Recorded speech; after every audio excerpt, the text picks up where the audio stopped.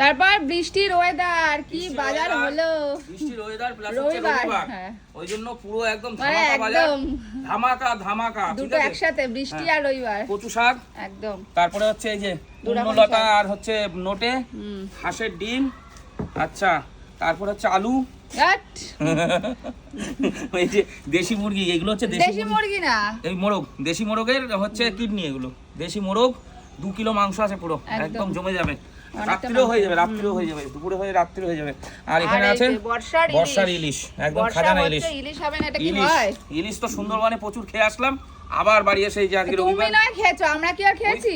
গন্ধ মনে হচ্ছে ভালোই বেরোচ্ছে। আজকে তুমি খাবে না, আমরাই খাবো। সেন বেরোচ্ছে, সেন বেরোচ্ছে। সুন্দরবনে প্রচুর ইলিশ খেয়েছো, আজকে শুধু আমরা খাবো। সুন্দরবনে মানে একটা দিনও ইলিশ মিস যায় নাই, 3 দিনে মানে 3টে দুপুরেই ইলিশ করেছে। প্রথম দিন 2 রকম, পরের দিন 1 রকম, তারপরের দিন ইলিশ বিরিয়ানি। ঠিক আছে, তো এই হচ্ছে বাজার আজকে রবিবারে, একদম ধামাকা বাজার।